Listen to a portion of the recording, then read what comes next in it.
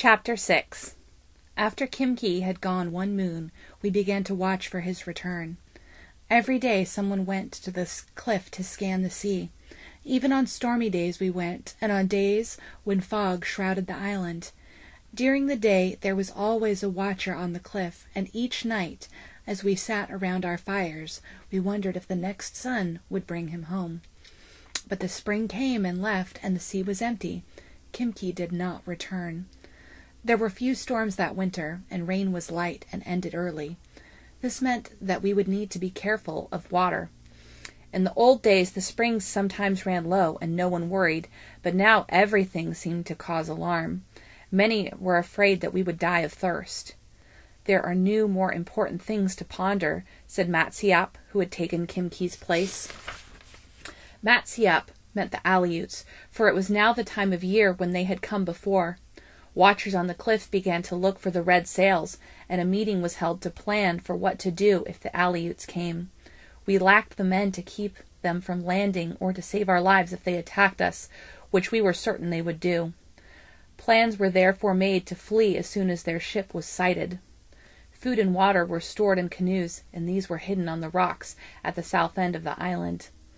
The cliffs were steep here and very high, but we wove stout ropes of bull kelp and fastened it to the rocks at the top of the cliff so that it hung to the water.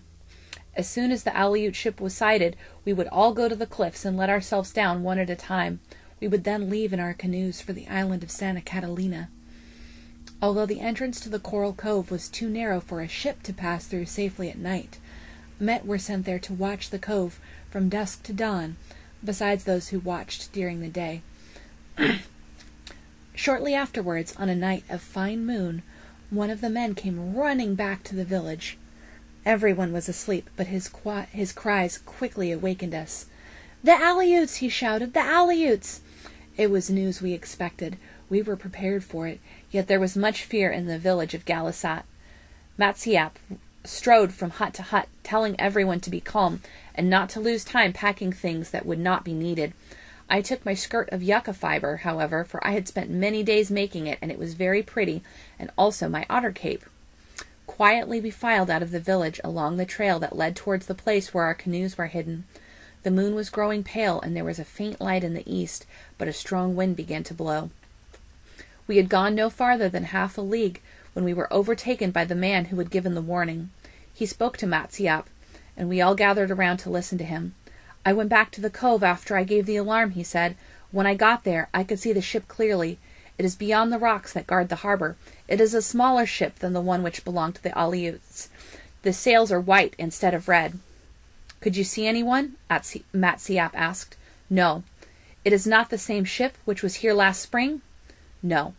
Matsiap was silent, pondering the news. Then he told us to go on to where the canoes were and wait for him, for he was going back. It was light now, and we went quickly over the dunes to the edge of the cliff and stood there while the sun rose.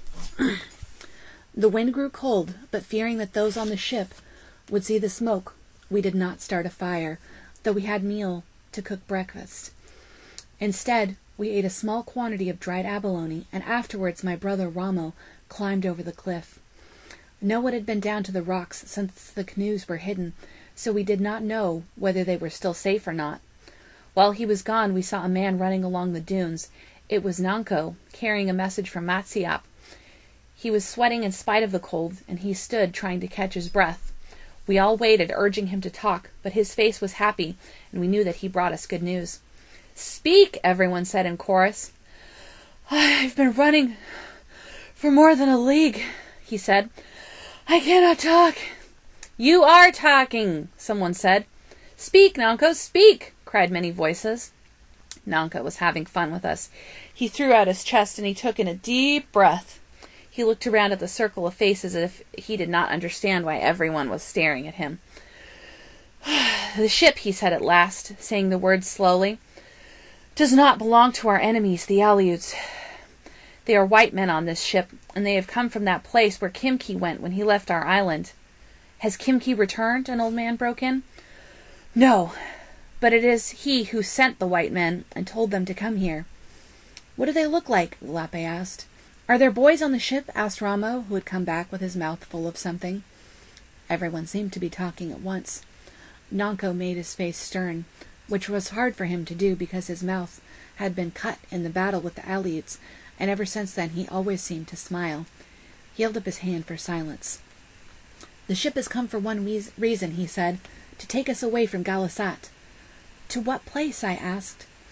It was good news that the ship did not belong to the Aleuts. "But where would the white men take us?" "I do not know to what place," he said. "Kimki knows, and he has asked the white men to take us there."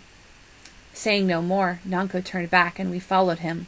We were fearful of where we were going, yet we were happy too.